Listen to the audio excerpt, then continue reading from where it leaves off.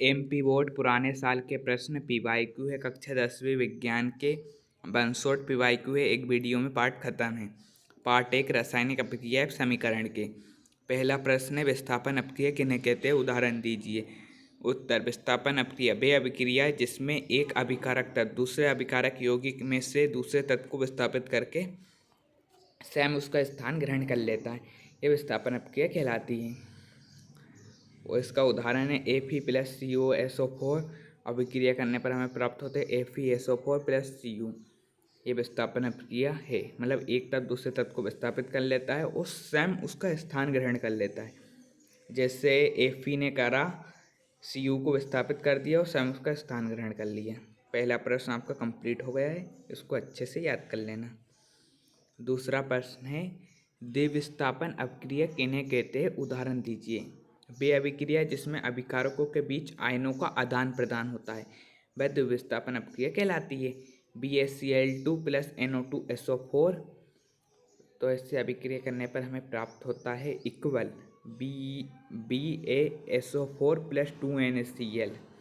इससे अभिक्रिया करने पर हमें ये प्राप्त होता है, यानी एक तत्व दूसरे तत्व को विस्थापित करता है और दूसरा तत्व तीसरे को विस्थापित करता है, यानी आयनों के बीच आयनों का आदान प्रदान होता है। यह द्विविस्थापन अपक्रिया कहलाती है। अब तीसरा प्रश्न है, अभी आपको शुरू में समझ नहीं आएगा लेकिन धीरे धीरे करना समझ आ जाएगा। अब पाठ प्रश्न नंबर 3 2022 में आया था। श्वसन को ऊष्माक्षेपी अपक्रिया क्यों कहते हैं? श्वसन एकमात्र दहन ऑक्सीकरण की अपक्रिया है जिसमें कार्बन डाइऑक्साइड एवं जलवाष्प एवं एटी के रूप में ऊष्मा ऊर्जा निकलती है, इसलिए इसे ऊष्माक्षेपी अपक्रिया कहते हैं। श्वसन को जलाने से श्वसन कहते हैं। श्वसन के मात्र मतलब श्वसन दहन होता है, यानी किसी चीज़ को जलाना श्वसन कहलाता है। इसलिए यह ऑक्सीकरण से अभिक्रिया करता है, मतलब ऑक्सीकरण की उपस्थिति में जलता है जिससे कार्बन डाइऑक्साइड जलवाष्प निकलता है एवं एटी के रूप में ऊर्जा निकलती है, इसलिए उसे ऊष्माक्षेपी अपक्रिया कहते हैं।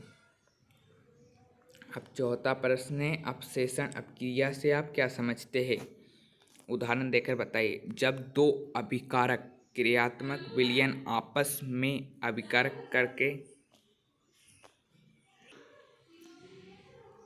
अपसेषण अपक्रिया से आप क्या समझते हैं, उदाहरण देकर समझाइए। जब दो अभिकारक क्रियात्मक विलयन आपस में अभिक्रिया करके अम्लीय ठोस उत्पादन बनाते हैं तो इस विलयन में उस ठोस के कण अपसेषित हो जाते हैं, मतलब थोड़े कण बढ़ जाते हैं और मतलब वो दिखाई देते हैं ना, उसे इस क्रिया को अपसेषण कहते हैं। उदाहरण के लिए AgNO3+NaCl, तो NeCl हो गया प्लस NaNO3 हो गया, मतलब कुछ कण रह गए और उसके साथ मिल गए, तो यह अपसेषण अपक्रिया कहलाती है। अब पांचवा प्रश्न है वायु में जलाने से पूर्व मैग्नीशियम रिबन को साफ क्यों किया जाता है? अब ये क्वेश्चन मतलब मैग्नीशियम रिबन क्या होता है? मैग्नीशियम रिबन मतलब जंग लगना ऐसे कहते हैं, मतलब मैग्नीशियम रिबन के ऊपर धुंधली मैग्नीशियम ऑक्साइड यानी मैग्नीशियम रिबन होता है जिसमें जंग लग जाती है, मतलब थोड़ी धुंधली हो जाती है। जंग लगने को क्या कहते हैं? Magnesium oxide. आरक्षित परत जम जाती है। इसे हटाने के लिए वायु में जलाने से पूर्व मैग्नीशियम रिबन को साफ किया जाता है, यानी पहले हम जंग छुड़ा के फिर उसको जलाया जाता है और फिर दूसरे आकार में उसको ढाला जाता है, यही कहता है। इसलिए मैग्नीशियम रिबन को पहले साफ किया जाता है फिर उसे जलाया जाता है, क्योंकि वह आरक्षित परत मैग्नीशियम को ऑक्सीजन से क्रिया नहीं करने देती है, यानी जो वातावरण में ऑक्सीजन रहता है ना उससे क्रिया नहीं करने देती, इसलिए मैग्नीशियम रिबन को पहले साफ किया जाता है। अब छठवां प्रश्न है 2019 में भी आया था, 22 में भी आया था एमपी बोर्ड में। लोहे की वस्तु पर हम पेंट क्यों करते हैं? तो लोहे की वस्तु को संरक्षण से बचाने के लिए हम पेंट करते हैं जिससे वह नमी या संपर्क में ना आए। इसमें संरक्षण यानी मतलब जंग से बचाने के लिए संरक्षण करते हैं, इसलिए लोहे की वस्तु को हम जंग से बचाने के लिए संरक्षण करते हैं। अब 7वां प्रश्न है, संयोजन अपक्रिया या वियोजन अपक्रिया को परिभाषित कीजिए। तो वे रासायनिक अपक्रिया जिसमें दो या दो से अधिक तत्व या यौगिक संयुक्त होकर एकल पदार्थ बनाते हैं, यानी एक पदार्थ है और एक पदार्थ है, दोनों मिलते हैं और फिर एक नया पदार्थ बनता है, उसे उत्पाद कहते हैं। तो वह संयोजन अपक्रिया कहलाती है, यानी दो या दो से अधिक पदार्थ मिलकर एक पदार्थ बनाते हैं, यह संयोजन अपक्रिया कहलाती है। इसका उदाहरण है NH3 + HCl। तो इससे अभिक्रिया करने पर हमें प्राप्त होता है NH4Cl, यानी दोनों अभिकारक तत्व मिल गए। अब वियोजन अपक्रिया किसे कहते हैं, ये भी 2022 में आया था क्वेश्चन। कभी कभी आपसे अंतर भी पूछ लेंगे, ये भी पूछ लेंगे। यानी मैं जितने भी क्वेश्चन बता रहा हूँ ना, इनको आप पूरे अच्छे से पढ़ लेना और समझ लेना, तो आप पास क्या, आपके जैसे 75 नंबर का पेपर आ रहा है तो मैं आपको पूरी विज्ञान करा दूंगा, तो 75 में से आपके 60 नंबर का पेपर पूरा इसमें से रिपीट होगा, यानी फिर आपको 15 नंबर की तैयारी करनी पड़ेगी बस। और वो भी 15 नंबर भी ऐसे जो मतलब सही विकल्प खालिस्तान में कुछ अलग आ जाता है और कुछ कुछ नए क्वेश्चन आते हैं, और इनमें से सही विकल्प खालिस्तान भी आ जाते हैं, इसलिए इनको ध्यानपूर्वक पढ़ लेना। अब हम अगले क्वेश्चन की ओर बढ़ते हैं। प्रश्न नंबर 8, वियोजन अपक्रिया को परिभाषित कीजिए। तो वे अभिक्रिया जिसमें एक तत्व दो या दो से अधिक में विभाजित होकर उत्पाद बनाते हैं, ये संयोजन अपक्रिया की उल्टी है। संयोजन अपक्रिया में मिलकर बनाते हैं, इसमें एक तत्व दो में टूटकर और नया दो उत्पाद बनते हैं, इसलिए ये वियोजन अपक्रिया संयोजन अपक्रिया के विपरीत होती है। कभी ऐसा 1 वर्ड में पूछ लिया जाए संयोजन अपक्रिया किसके विपरीत होती है, तो वियोजन के विपरीत होती है। इसका उदाहरण है CaCO2। तो CaO+CO2, यानी एक तत्व दूसरे तत्व को विस्थापित, मतलब एक तत्व से दो तत्व बन रहे हैं, ये 3 भी बन सकते हैं, तो यह वियोजन अपक्रिया है। अभिक्रिया को आपको थोड़ी प्रॉब्लम आएगी, लेकिन वो कुछ नहीं, वो आती ही। अब प्रश्न नंबर 9, ऊष्माक्षेपी एवं ऊष्माशोषी अभिक्रिया को उदाहरण दीजिए। ऊष्माक्षेपी अभिक्रिया जिन अभिक्रिया में उत्पादों के साथ ऊष्मा उत्पन्न होती है वह ऊष्माक्षेपी अभिक्रिया कहलाती है। मतलब जिन रासायनिक अभिक्रिया में उत्पादों के साथ ऊष्मा उत्पन्न होती है तो वह ऊष्माक्षेपी अभिक्रिया कहलाती है। इसका उदाहरण पहचानने के लिए आपको बहुत अच्छा है, CH4+2O2 तो इक्वल CO2+2H2O+ ऊर्जा, यानी इस कभी भी पीछे ऊर्जा लिखी हो और पूछेगा कभी क्वेश्चन में कि कौन सी अभिक्रिया है, तो आंख बंद करके ऊष्माक्षेपी अभिक्रिया लिख देना, क्योंकि जिसमें पीछे ऊर्जा लिखेल रहती है वह ऊष्माक्षेपी अभिक्रिया, उसमें ऊर्जा निकल रही है तो समझ जाना वह ऊष्माक्षेपी अभिक्रिया है। ऊष्माशोषी अभिक्रिया जिन रासायनिक अभिक्रिया में उत्पादों के साथ ऊष्मा अवशोषित होती है वह ऊष्माक्षेपी अभिक्रिया कहलाती है। और इसका उदाहरण है 2PbNO3 2PbO+4NO2+O2, तो यह रासायनिक अभिक्रिया है। अब 10वां क्वेश्चन है, निम्नलिखित पदों का वर्णन कीजिए तथा प्रत्येक का एक एक उदाहरण दीजिए। 2022 और 23 में क्वेश्चन आया था MP बोर्ड में, संरक्षण जब लोहे या लोहे जैसे पदार्थ में नमी, जब लोहे या लोहे जैसे पदार्थ से बनी वस्तुएं अपने आसपास अम्ल अर्थात नमी आदि के संपर्क में आती है तो तब ये संरक्षित होती है। इस प्रक्रिया को संरक्षण कहते हैं। उदाहरण है लोहे में जंग लगना। अब दूसरा है विद्युतग्रंथि,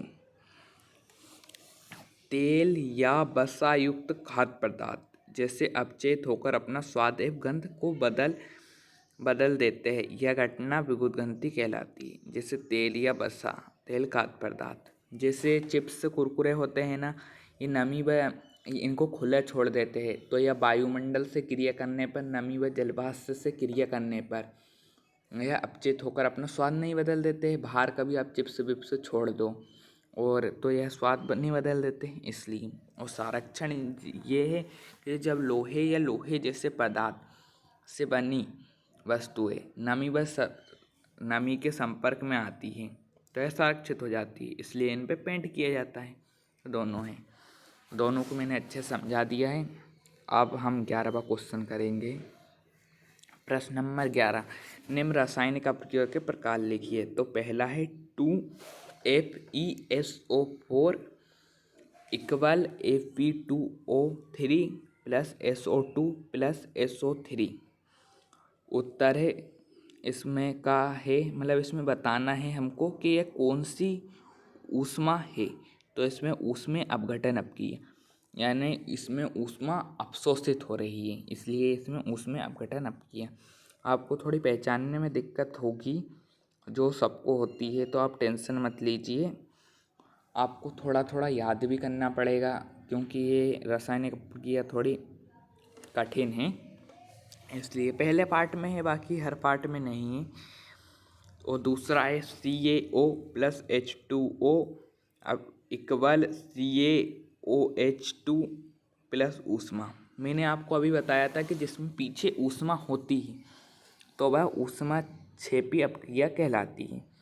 यानी पीछे जब भी ऊष्मा दिखे और पूछा जाए कौन सी अपक्रिया है तो आँख बंद करके लिख देना ऊष्मा क्षेपी अपक्रिया।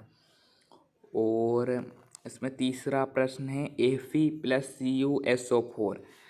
तो FeSO4 प्लस Cu यह कौन सी अपक्रिया है, मतलब एक तत्व दूसरे तत्व को विस्थापित कर लेता है उस समय उसका स्थान ग्रहण कर लेता है, तो यह विस्थापन अपक्रिया है। मतलब एक तत्व दूसरे तत्व को विस्थापित कर देता है उस समय उसका स्थान ग्रहण कर लेता है। और ये चौथा देव विस्थापन अपक्रिया है। इसमें आयनों के बीच आयनों का आदान प्रदान होता है, जैसे Ne2SO4 प्लस BaCl2। तो इसमें BaSO4 प्लस 2NaCl, तो इसमें आयनों N2 इधे बदल गया और SO4 इधे बदल गए, यानी देव विस्थापन अपक्रिया कहलाती है। और ये पूरे प्रश्न में आपको जितने बता रहे हैं उन्हें सारे इम्पोर्टेंट प्रश्न है, बहुत इम्पोर्टेंट है, मोस्ट इम्पोर्टेंट क्वेश्चन है, इसलिए और ये आए हुए क्वेश्चन है MP बोर्ड में आए हुए क्वेश्चन है 2019 में, 20 में, 22 में, 23 में और 24 में ये आए हुए क्वेश्चन है। इनमें से ही हर साल क्वेश्चन रिपीट होते हैं और सही विकल्प भी इनमें से ही बनते हैं, इसलिए सब पूरे विज्ञान के मैं आपको कराऊंगा PYQ यानी पुराने साल के प्रश्न। आपको पूरी वीडियो अच्छे से देखना है, पूरी प्लेलिस्ट अच्छे से देखना है, और आपको आपके 60% कन्फर्म आएंगे ही आएंगे, यानी आपने 75 में से 60% का मैं आपको करा दूंगा। हर साल आते हैं, इस साल भी आएंगे। आलू के चिप्स तेल में तले हुए होते हैं जो वायु या ऑक्सीजन के संपर्क में आदि के संपर्क तक रहने पर अपचयित होकर अपना स्वाद एवं गंध बदल देते हैं। मैंने आपको अभी बताया था ये विगुरग्रंथि हो जाते हैं, यानी वायु व ऑक्सीजन के संपर्क में आने पर यह हो जाते, यह विगुरग्रंथि हो जाते, इसलिए इन्हें नाइट्रोजन जैसी कम सक्रिय गैस भरी जाती है, इसलिए आलू के चिप्स में थैली में नाइट्रोजन गैस भरते। अब हम दूसरी वीडियो में मिलेंगे पार्ट 2 अम्ल क्षारक एवं लवण। अब हम दूसरी वीडियो में मिलेंगे। ये हो गया है पूरा पार्ट, ये पूरा पार्ट हो गया है। इसमें आपके पूरे प्रश्न मैंने जितने आए थे जितने MP बोर्ड पुराने साल के प्रश्न में आए थे, MP बोर्ड में जितने आए थे मैंने आपको सारे करा दिए। कक्षा 10वीं विज्ञान के ये वीडियो में आपने पूरे कर लिए हैं। पार्ट 1 हमारा पूरा कंप्लीट हो गया है, इसको अच्छे से याद कर लेना।